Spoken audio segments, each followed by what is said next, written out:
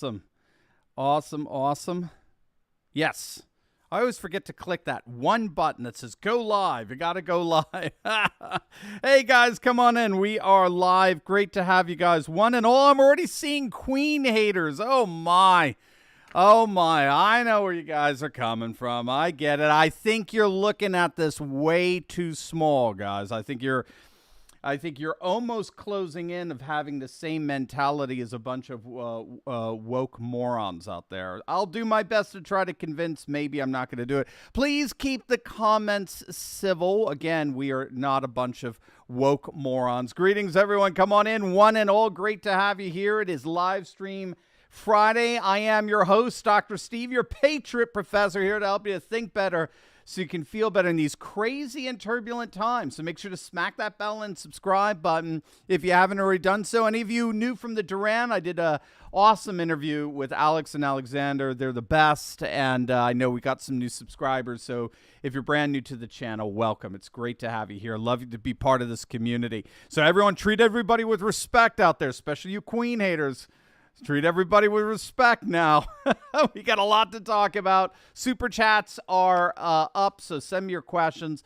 I'll answer them at the end of the video. And today, we are obviously living in epical times. We're, of course, going to discuss the passing of someone who, more than anyone else, at least in terms of her office, represented a civilization that really is now under attack. So we're going to unfortunately look at some of the more vile comments that have been directed towards Elizabeth II, hopefully not in the chat. And we're going to see precisely why those comments, I believe, are destined to be lost in the very darkness of the eternal abyss from which they came. And we're going to see why I believe Elizabeth's real significance as the last monarch of Christendom will be her lasting legacy. You're not going to want to miss that, gang. Before we begin, you're not going to want to miss clicking on that link below and heading on over to my special website for the Ready Project food supply. Okay, so we all know after this whole pandemic insanity, Generalissimo Liberty, all hail King Jack. Yeah, there's no question that what Steve Connors. I love Queen. Freddie Mercury was awesome. You know, Stephen, you and I have the same slightly lunatic mentality, because every time I say, don't hit on the Queen, I'm thinking Freddie Mercury right there. So, and Brian May and the rest of the amazing band. All right, so Ready Project food supplies. You all know, since this whole pandemic happened, we know we cannot wait for emergencies to happen before we respond to one. Gang, no one makes responding for emergencies more ridiculously unaffordable than our good friends over at the Ready Project Food Supply. They are patriots. They're one of us, and they're simply the best. Their food kits last up to 25 years in storage. They include breakfast, lunches, and dinners. Every meal is at least 2,000 calories. And if you act right now, if you click on that link below right now, you're going to save 25% off a full 4-week emergency supply when you click on that link. So whatever you do, don't wait. I got my emergency food supply. Make sure you get yours. Click on the link below or go to getreadywithsteve.com. Save 25% off your very own 4-week emergency food supply today. All right, gang, let's dive right in here. I'm going to read some quotes for you, and I will rhetorically ask who you think this is. As darkness falls on the Saturday before Easter Day, many Christians would normally light candles together. In church, one light would pass to another, spreading slowly and then more rapidly as more candles are lit. It's a way of showing how the good news of Christ's resurrection has been passed on from the first Easter by every generation until now. This year, Easter will be different for many of us, referring to the current lockdowns and the closing of churches. But Easter is not canceled. Indeed, we need Easter as much as ever. The discovery of the risen Christ on the first Easter day gave his followers new hope and fresh purpose, and we can all take heart from this. We know that the coronavirus will not overcome us. As dark as death can be, particularly for those suffering with grief, light and life are greater. May the living flame of the Easter hope be a steady guide as we face the future. On another occasion, this person wrote, quote, "For me, the life of Jesus Christ, the Prince of Peace, whose birth we celebrate today, is an inspiration and an anchor in my life. A role model of reconciliation, forgiveness. He stretched out his hands in love, acceptance, and healing. Christ's example has taught me to seek to respect and value all people of whatever faith or none." Another time she wrote, or this person wrote, "Pray for me that God may give me wisdom and strength to carry out the solemn promises I shall be making, and that I may faithfully serve him and you all the days of my life." And then in another Christmas message, "This is the time of year when we remember that God sent his only Son to serve, not to be served. He restored love and service to the center of our lives in the person of Jesus Christ. It is my prayer this Christmas day that his example and teaching will continue to bring people together to give the best of themselves in the service of others." The carol in the bleak midwinter ends by asking a question of all of us who know the Christmas story, of how God gave himself to us in humble service. "What can I give him, poor as I am? If I were a shepherd, I would bring a lamb. If I were a wise man, I would do my part." The carol gives the answer. "Yet, what can I give him? I will give him my heart."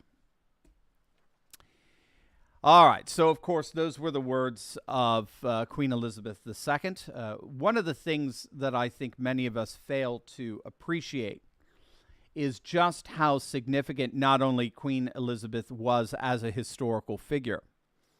And again, I'm going to simply there defer to the numerous testimonies that are out there about her astonishing historical significance. Obviously, there is plenty to criticize as well. But I think we have to remember two things here, or we have to frame this in two ways. There are two ways in which you can approach any particular figure of history. You can look at that person individually, look at their characters, their qualities, and the personality and the like. Or you can see them what we call holistically, what they embodied, this kind of civilization or society or culture that they exemplified, that extended beyond the person. Did you hear that? That extended beyond the person. For me, what so many of us fail to appreciate is how Elizabeth embodied the very essence of the British monarchy. And the very essence of the British monarchy, historically, has always been to unite the sacred and the political.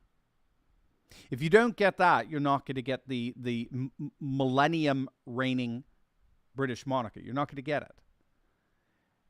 it. Elizabeth II, in so many ways, was the last anointed monarch of Christendom. So if we go back to her astonishingly symbolic and ancient coronation ceremony back to in June of 1953, what we see there is a service that's actually 1,000 years old. It was devised in 973 by St. Dunstan for Edgar the Peaceful, who was crowned officially as the first king of England. And so this ceremony that you could still see on YouTube connects Elizabeth with this sacred line of divine inheritance. So you'll see throughout the ceremony Christian symbolism at its most magnificent. The orb, the scepter, ring, the crown, all of these used in the ceremony, each include a cross to symbolize the rule of Jesus Christ over the world. One commentator actually noted that even though the crown jewels are set with many of the world's most valuable gems, a Bible during that ceremony is presented during the coronation and described as explicitly, quote, "the most valuable thing that this world affords." And the most sacred moment of all at the very heart of the coronation ceremony is the anointing. All the symbols of royal status are removed. The queen, sitting under a canopy to hide the sacred moment from the cameras, was dressed in a simple white dress with no jewels or crown. And as the archbishop anointed her with oil, the prayers said over her invited God's Holy Spirit to set her apart as God's servant. And the reason why this act is so sacred, and the very heart of the ceremony, is because it extends way beyond King Edgar. It actually goes, I'm sure many of you know, it goes all the way back to the Old Testament's description of the prophet Samuel anointing Israel's King David, the prefigure of the coming of Christ, God's very king, God's very own anointed over the entire cosmos. Now, what we have to understand here is that of all of Europe's modern monarchies, only Britain preserved the civilizational splendor of Christian kingship. The Danes, as I understand, last held a coronation in 1660. The Spanish in the 15th century. The Dutch and Belgian monarchies, as I understand, are fairly recent creations. They never had a Christian coronation. You see, Britain is unique in that the UK preserved the great traditions of Christendom, a 1,000-year civilization of which Britain really was the sole modern manifestation. Of course, I'm talking about Western Christianity here, right? Moscow as the third Rome was obviously the modern manifestation of the Byzantine Empire as it is today, and its very deliberate attempt at recovering the glories of Holy Rus. I've done a video on that, on how Vladimir Putin's Russia is Christian civilization rising again in its Byzantine form. But in the Latin West, it was Britain. I think more than any other nation, it was Britain that preserved the splendor of Christendom, and it was Elizabeth II who in many respects was the last monarch embodying that splendid Christendom. And yet, it's also, she seems to be also where the splendor ends. So I was on with Alex and Alexander, right, the other day. And Alexander gave an excellent historical summation of the significance of Elizabeth's 70-year reign. And he emphasized that the Britain that coronated her, as it were, no longer exists. That Britain of the early 1950s is gone. British society, for a number of different reasons, but British society has become radically secularized, as has Western society as a whole. I'm not picking on Britain. And that secularity has produced some of the most astonishingly vile and vitriolic rhetoric imaginable. And I just want to give you the tip of the iceberg of what I mean here. And keep in mind, these are the finest representatives of woke warriors. Keep that in mind, okay? So hopefully you're not sounding like this some of you on the chat. A fellow by the name of Tanaka Love, senior newsletter writer for New York Magazine, wrote, "For 96 years, the colonizer has been sucking up the Earth's resources. You can't be a literal oppressor and not expect the people you've oppressed not to rejoice on news of your death." So this is what passes as writing for the New York Magazine. A fellow who's yet to master basic grammar and avoid double negatives. He went on to say, quote, "I'm supposed to be quiet, or better yet, actually mourn what was a barely breathing Glad Force Flex trash bag? Please, no." No, you're supposed to be quiet because no one wants to be subject to your oral flatulence. He finished with, "I just want to remind you that in the rest of the world, and I mean the actual world, most will be celebrating today. We all have our methods of mourning friends. Doing the electric slide on a colonizer's grave just happens to be mine." In the New York Times, Maya Jasanoff, a history professor at Harvard University, Let that hit you. A history professor at Harvard University, where she focuses on British studies, British Empire, said it was wrong to romanticize Queen Elizabeth's reign. Quote, the Queen helped obscure a bloody history of decolonization whose proportions and legacies have yet to be adequately acknowledged. We may never learn what the Queen did or didn't know about the crimes committed in her name. Those who heralded a second Elizabethan age hoped Elizabeth II would sustain British greatness. Instead, it was the era of the empire's implosion. A writer for The Atlantic magazine, Jamel Hill, also tweeted out, journalists are tasked with putting legacies into full context, so it is entirely appropriate to examine the Queen and her role in the devastating impact of continued colonialism. But perhaps the queen of them all has to be this Carnegie Mellon professor who tweeted out, I heard the chief monarch of a thieving, raping, genocidal empire is dying. May her pain be excruciating. Now, make no mistake, and I'm not being hyperbolic here. What you just heard were comments made by some of the most evil people on the planet. We're talking about a people, and I use that term loosely, a people who have lost all capacity for sound, critical thought. They've lost their capacity for empathy, for sympathy, for pity, for affinity. Those nobler values that are the precondition for human flourishing are totally and completely lost on these people. They are radical cultural Marxists, and their tribal ideology has blinded them and deafened them to anything or anyone exemplative of the good, the praiseworthy, the excellent, the admirable.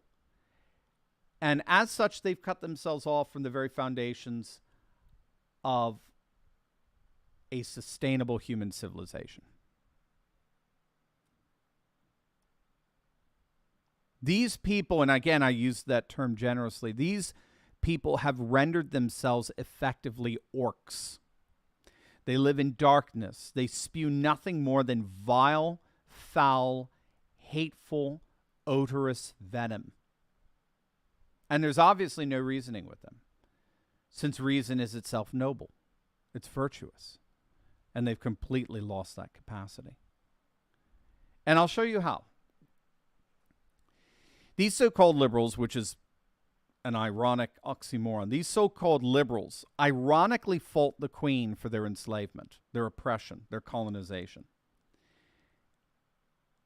And yet you'll notice that their vile vitriol vomited across social media platforms actually indicates its own ironic enslavement. Ideologies as crippled religions enslave. That's what they do. Again, as evident by these soulless comments, ideologies have the capacity for redefining the whole person, reshaping what's technically known as our cognized environments. Ideologies have the power of reshaping our value hierarchies and in turn determining our very way of life, our being, and perhaps most especially our actions. I don't think I've ever seen a hyperbolic hypocrisy quite like this. The very people who fault the British Crown for colonization are themselves ideologically enslaved. The very people who fault the British Crown for colonization are themselves ideologically enslaved. And don't even remotely try to tell me that the difference is that ideological enslavement is voluntary. It's a personal choice. Yeah, right. That would be the epitome of hypocrisy with these people. since the notion would be coming from the very ideologues who scream at us that racist sentiments are systemically built in to the very structures and protocols of our society. That's why silence is compliance. We're all shaped, supposedly, so they tell us, we're all shaped by invisible ideological forces that make their way into our DNA through systemic means. Those kind of accusations, the very ones we hear all the time, do not lend themselves too easily to the notion that ideological perspectives are entirely voluntary. The single most absurdly insane characteristic of the prevailing cultural Marxist fad that has infested so many minds today is the inability of these ideologies to see that they have become precisely the monster they claim to be opposing. They are the colonizers. They are the imperialists. They are the cultural destroyers. Just look at our effing cities. They are precisely the monster they claim others to be.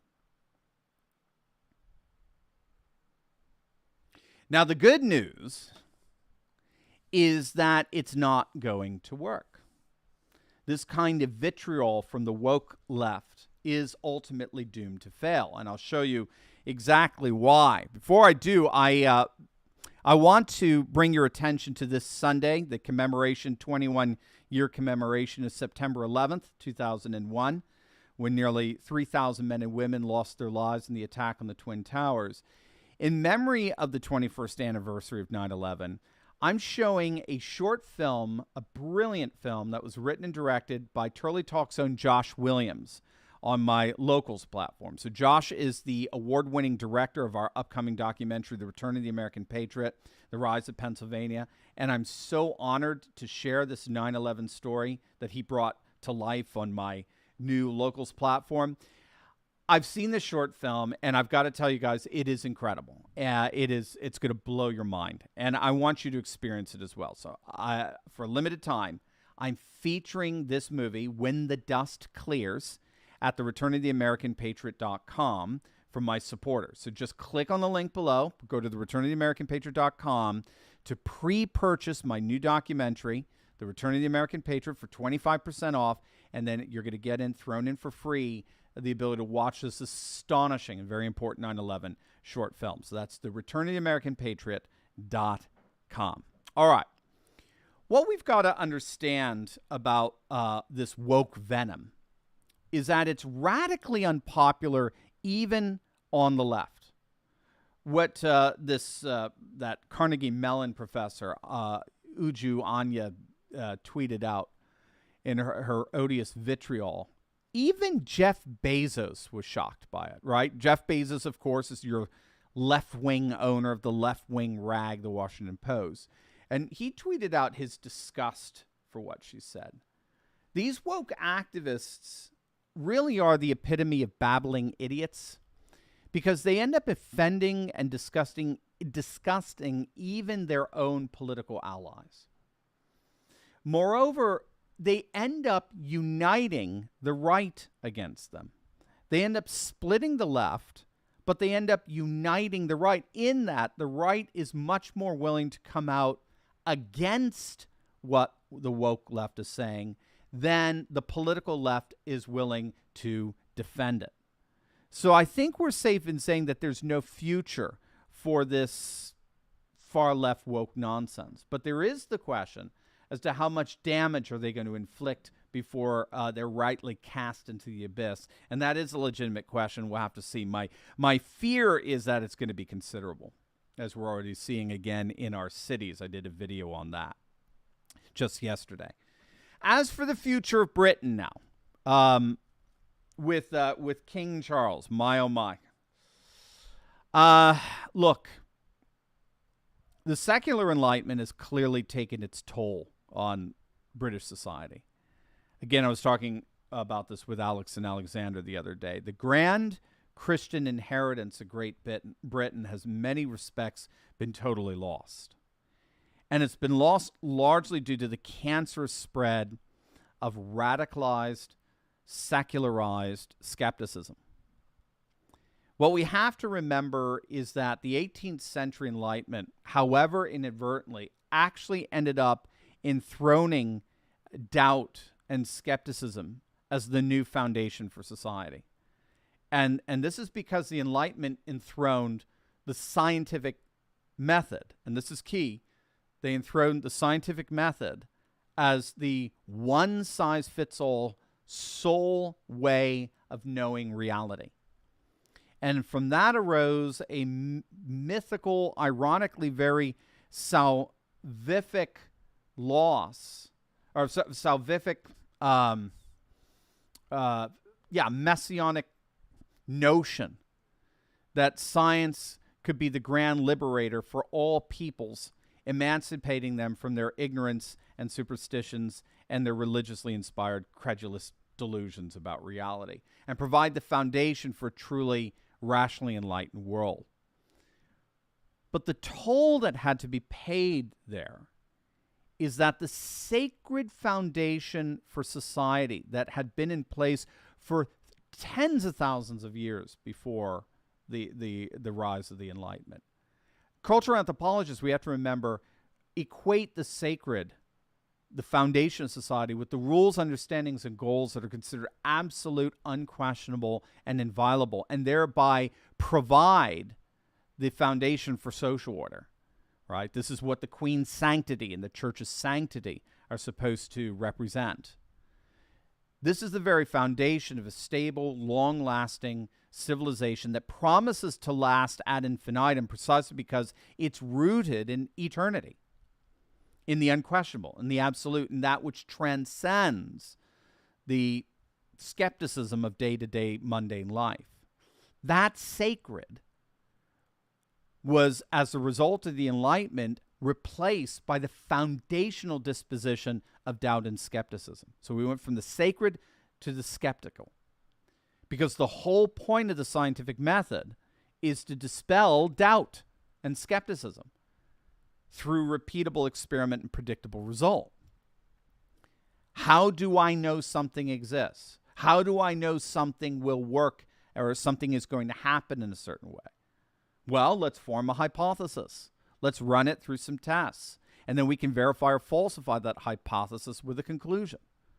All fine and good today in day life. Thank God, pilots use that kind of reasoning, or people who build homes use that kind of reasoning alike. You certainly want an approach to that when you're dealing with the basic problems of life. Science, scientia, the ancient Greek term for it, is an amazing epistemological servant.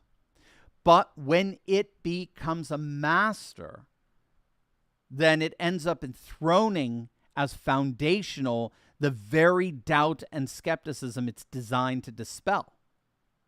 And you don't have to be a genius to figure out that if your worldview is ultimately rooted in doubt and skepticism, eventually that doubt and skepticism is going to turn on your worldview. The progeny is going to eventually gobble up its progenitor. And I would argue that is exactly what we see today, particularly in Britain. Britain has become a very coarse society, a very skeptical society, a very confused society, just like the United States, by the way, lest you think I'm unfairly beating up on Britain. No, this is a problem that plagues the whole of the West, the Enlightenment-intoxicated West. But obviously, when it comes to civilization and global achievement, the UK, up until fairly recently, was objectively speaking second to none. From Tucker Carlson was talking about this last night, from political revolutions like the Magna Carta and English common law to its literary tradition, Chaucer, Milton, Shakespeare, Dickens, Jane Austen, Chesterton, Lewis, Tolkien, to music, from William Byrd to Benjamin Britten to the Beatles. All right, in science, Isaac Newton, Stephen Hawking. Again, mentioning even in the world of pop culture, Britain has been second to none. Harry Potter, anybody, right? Masters of comedy, Monty Python. Heck, who would have ever thought that the most famous chef on the planet today would be a foul-mouthed fellow from Scotland? Gordon Ramsay, of course, right? Scotland, of all places. As a civilizational force, the UK has truly been second to none. Where is it going now? Its empire has been dismembered, its faith squandered, its monarchy torn by a new generation of liberal entitlement and woke selfishness. Where will it go now? Only time will tell. I think I speak on behalf of all of us when I do say, may God's grace shine on this new monarchical era, and may Britain always, always, always be great. But that greatness, of course, is rooted in a tradition that is eternal. And I pray they re-embrace that tradition before it's too late. All right, gang, that's all I got with that. Let's see what your questions are. Let's head on over here. Josh is our moderator, doing a fine job, I'm sure. Let's see what we got here. Let me go here. Let me bring in, let's see. Give me a sec. Give me a second. All right. By the way, well, I forget this is a good time to put a plug in there. Guys, Mike Lindell's got awesome coffee. He's got amazing coffee. And I have been plugging this thing like left and right because I've been drinking it left and right. You definitely want to click on the link below. Get yourself a bag of Mike Lindell's brand new My Coffee. You're going to love it. It's patriotic coffee. You know you're supporting a patriot when you do it. And it's available at my store. And if you click on that link in my store and you use the code Turley, you get 25% off, not just your coffee, but anything in the store. You're going to absolutely love it and enjoy it. All right, Josh, what do we got here? What do we got? Let's get to your questions.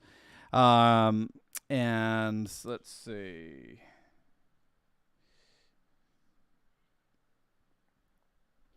What do we got here? If a person is tempted, this is Maple Bob. Let's see. If a person is tempted to grave dance, meditate on the Lord's Prayer. Lead me not into temptation. Absolutely. I mean, again, one of the things I understand. There's a lot of ill feelings towards the Queen. I get it, but gosh, if you start sounding like the most vitriolic woke warriors out there, you know, you got to look in the mirror and say, what the hell's going on here? You got to watch out for that. Generalissimo Liberty, good to hear from you, friend. The news of the Queen's death 2 minutes before my first speech as a candidate. Will some countries leave the Commonwealth? Well, again, so this is the $10,000 question here. You know, love her or hate her, Elizabeth was able to maintain, at least to an extent, what was clearly a dismembering empire. And she was able to do it by exemplifying the virtues and the splendors of Christendom.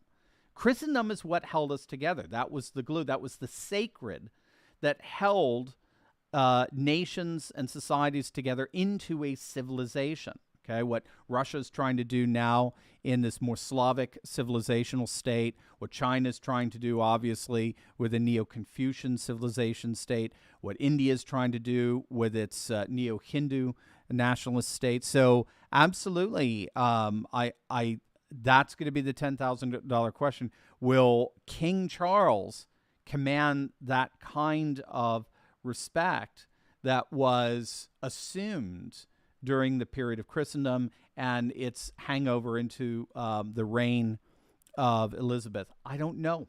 We'll have to see. Alma Williams, thank you for all your hard work. Thank you, Alma. Very kind. Ed, Pound Sterling, thank you, sir. UK citizen here. Thank you for all your kind thoughts and prayers. May God rest your soul and give strength to King Charles III as he takes up his burden. Ed, that's beautiful. Thank you for that. And again, God save the Queen. In the Orthodox tradition, we say may her memory be eternal. What can you say? I mean, it's just one of the most astonishing things, reigns that we have ever been privy to historically. Glenn, last Friday at the end of your live stream, the video was edited. I feel important parts removed. Was that your people editing or YouTube's? Okay, no, neither. Thank you for that, Glenn. And it was. We went another 15 minutes, and I didn't realize my broadcasting software stopped working. It's called OBS. It's something you can just download offline. It, for whatever reason, froze. And so, yeah. And I don't even remember what I was talking about. So we went another 50. That was a live stream that went for about an hour and 15 minutes. It was a really good live stream. And yeah, unfortunately, it just broke down. So I'm very, very sorry. Very sorry about that. All right, let's see. What do we got? We got more. BW, just take comfort in the knowledge that the Queen would chuckle and go back to her tea like Jay-Z brushing dirt off his shoulder. I like that, BW, and she would. You know, she resisted, again, this is the beauty of the monarchy. And the monarchy is heaven on earth. It is above. It's supposed to represent the unification of heaven and earth, like the divinity and humanity of Christ. And she's above just this partisan rancor and all of the sewer talk that even I can get involved in. We all can get involved in. She's above this. She provided that kind of rock, that kind of stability. That's what Alexander was saying yesterday on the Duran. She was the rock for the British world, and that rock is now gone. And so the question now is what's going to happen next, and I don't think anybody knows yet. Obviously, Charles has been a bit disappointing with his definitely playing footsies with the greenflation world and, you know, the radical environmentalism, and he argues now he is the defender of faith rather than the defender of the faith, which is absurd. If it is England, you're a defender of Christendom. That's what you do. And as the defender of Christendom, you can defend all faiths. That's fine. But you do this idea that fundamentally he's a defender of Shintoism is absurd. You're never going to hear a Shinto emperor talk that way. That's for sure. Go the opposite. I'm a defender of Christianity. I'm a defender of all faiths around the world. Not going to happen. So let's see. Whoops, I just lost it. Somebody. Chauncey, can you talk a little bit about Sarah Palin's loss and what you think it means for the midterms? I'm hearing naysayers that think the Senate is a lost cause. So no. I don't think it has anything to do with the midterms at this point. So that was the, the ranked choice voting, which is absurd. It's nuts. It's insane. And I don't, to be honest with you, it looks so patently, it looks so prima facie absurd. I haven't even really dove into the numbers. I just come to the conclusion, if you got an absurd form of voting, you're going to have absurd results, you know, and there you go. And that's so now, yeah, generally very conservative people. I mean, Alaska is a very reliable red state. Now they got some idiot, you know, like Doug Jones from Alabama representing them until November. No, I think that's something very specific to Alaska, and I don't think you have to worry about that.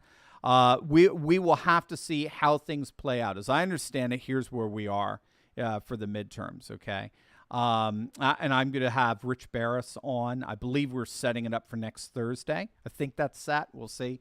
From the People's Pundit, he's my favorite elections analyst, so we'll be talking about this. But as far as Rich is concerned, I really trust him more than anyone. He called Virginia like county by county. It was brilliant. The last one with Glenn Youngkin. We're going to pick up.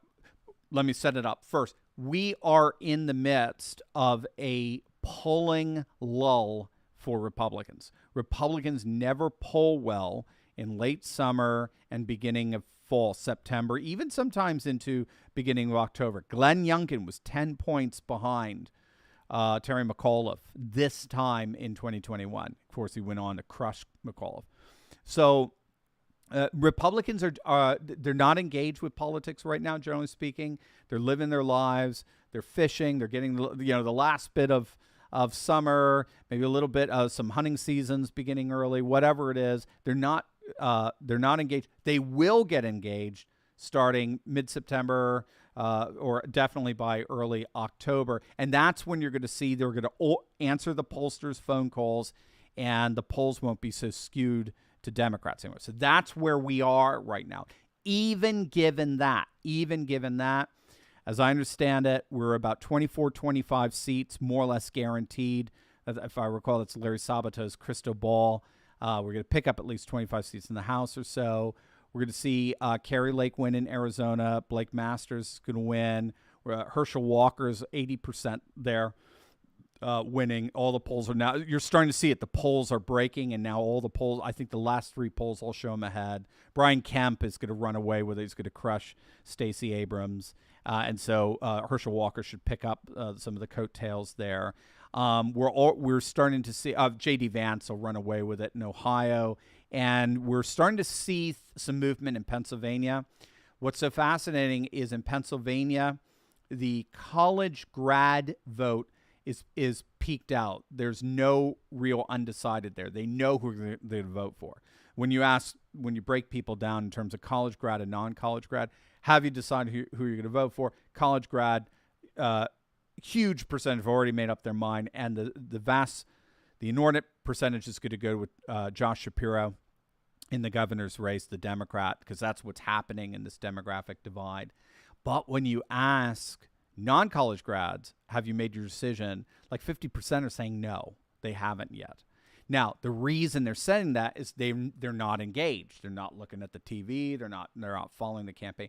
When they do get engaged, like they did with Glenn Youngkin starting in October, they said, whoa, that's the guy I want. And the guy's going to get rid of CRT, and it's going to crush all this woke nonsense, and it's going to stand up for election integrity, and the guy who got endorsed by Trump and all that good stuff. And that's how we saw Glenn Youngkin surge in the polls. That surge has yet to come for Mastriano. And when it does, I think it's going to be pretty astonishing. So that's where we are right now. So we should be fine in the Senate, picking up a couple of seats as we are in the midst of a lull of polling for Republicans. Once the polling starts going, say by the beginning of October, we're going to have a clearer picture of exactly where we are and what we should expect to pick up. So there you go. So I wouldn't worry about Alaska. I think the whole ranked choice voting thing is just so absurd and ridiculous. Tondalaya, thank you for your gift. Hi, Dr. Turley. I thought you might want to remind people in the comments section that only God can judge us, and that hate has no place in the heart of a Christian. Absolutely. I was worried about that. So before the live stream, I was looking at some of the comments, and I know Queen Elizabeth is a controversial figure for people. I get it. That's why I'm saying let's try to see her more as a monarch of an age, of a civilization, of which Great Britain was the embodiment of in the modern era like no one else. Now that that's gone, now what? Those are the questions you need to ask. I'm not going to get into the petty back and forth and that kind of silliness. So absolutely. Thank you, Tondalaya. Lifo Foley, what the Queen stood for was embodied in her 1957 Christmas address. Okay, if it's exemplative of what I was reading for you, I may have even quoted from it. Absolutely, and I grew up in a British household, extended household. My paternal grandparents, emigrated from England, from London and Oxford, over to the Philadelphia, greater Philly region. So I grew, like I was telling Alexander yesterday, I grew up on Yorkshire pudding and trifle and all that for our Christmas dinners, and the Queen's Christmas address was always a part of that. And so very, very, very cool. Helvetia, when I saw the Jubilee and the people saying, God save the Queen, it made me cry. It always makes me cry, too. Same with, somebody brought up Queen. Brian May, the guitarist, has an awesome God Save the Queen that he plays on top of a castle live. It's brilliant. You can see it on YouTube. On an entirely different topic, Doctor, what do you think of the prophecy about Russia liberating Constantinople? Is it possible? And what does that mean? Yeah, that's isn't that Elder Paisios, I think, gives that prophecy. Yeah, we'll have to see. Even, as I understand it, even Islamists, even Muslim eschatological scholars lend credence to that to that prophecy. I think they see it working itself out differently. So Turkey aligns itself with a decadent West. A war breaks out, and Russia and the Middle East combine to basically take out the pro-West powers. And West, I'm talking about globalism and Davos and all that sort of stuff. Powers in Turkey, and Constantinople is returned, in effect, to Russia. And to the Orthodox Church and Hagia Sophia as well. We'll see. It seems to have some powerful resonance, no question. We'll see. I don't, I can talk about it from the vantage point of what do you think? I'm with you. What do you think? Maybe there's something there. We could try to read some tea leaves in there. But outside of that, that's as far as I can go with it. Lynn, we are supporting a deadbeat president, which has put us in a recession. Even our children the next decade will not be able to make it up. No complaint about Great Britain. Well said, Lynn. Yeah, that's no. I'm with you. Don't think I'm harping on Britain. I think remember I went to school. I'm part British. I'm fully British, actually. I'm part English, part Irish, so I hate myself. That's the joke.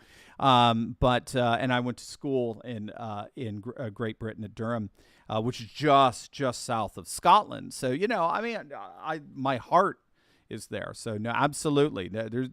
This ain't hating on Britain. This is just a very genuine reflection on what does it mean for the death of the final monarch of Christendom and Britain's extraordinary heritage as the preserver of Christendom inside its monarchy. What does it mean? What's Charles going to do? Is Charles going to water down that astonishing ceremony, that coronation in June of 1952? Is he going to water that down, or 53? Is it going to invite we are the world kind of green multicultural nonsense into it, or is it going to be real, true, honest, classical Christendom that provides the foundation for a civilization that lasted over 1,000 years? What's it going to be? If he's just going to embrace the new globalism and then it's over in many respects, and we're just going to have to rebuild when all's said and done, when we have finally a majority, largely through demographics, where conservative religionists, conservative Christians in particular, are having kids. Ayara, hello from Australia, from down under. Well, you're up. You must be up very late. I love what you do. God bless you, good sir. God bless you. And have you ever watched or intend to watch the movie My Son Hunter? I have not watched it, and I want to watch it. Yeah, Gina Carano's in there. Yeah, definitely. Would love to watch it. Absolutely. I'm. Again, it's just this is the parallel polys. This is a parallel. These are the parallel dramas, the parallel television, the parallel theater, as it were, film. That the woke left in Hollywood would never make. So we're going to make them, and I'm excited to support it in every way. Lifo, are the Republicans going to cave on marriage? Probably. Yeah, probably. This is we're in a world of glocalism right now, right?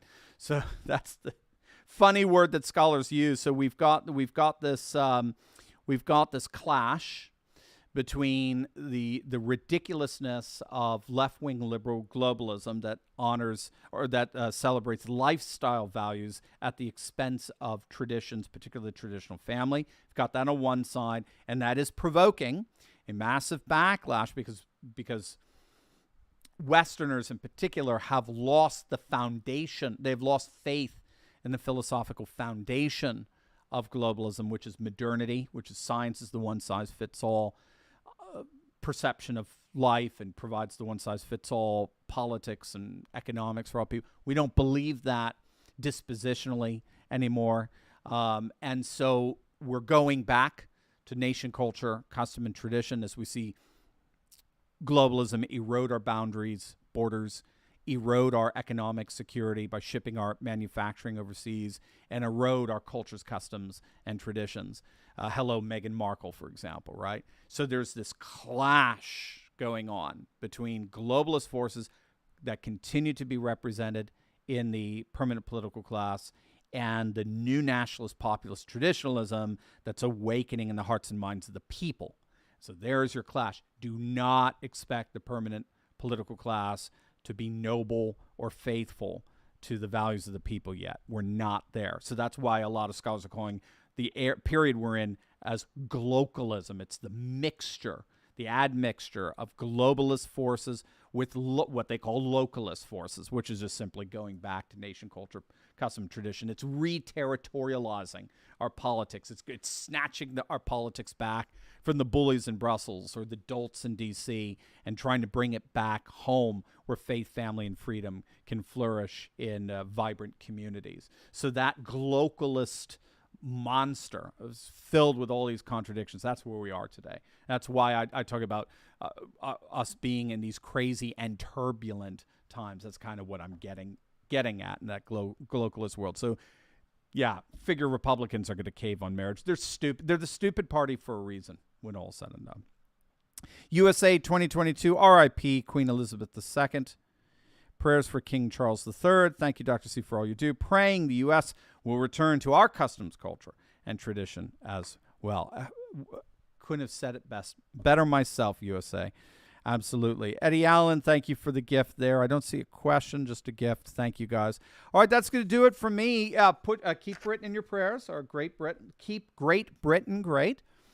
Let's keep the royal family in our prayers. Let's keep Great Britain, the UK in our prayers, the world we're living in our prayers. That's when all's said and done, the great heritage the inheritance that we receive from the heritage of Christendom is the world operates on the physics of prayer.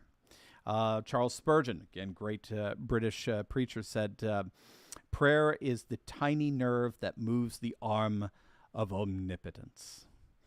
May that be your prayer all the weekend long. God bless you guys. See you on Monday. Take care.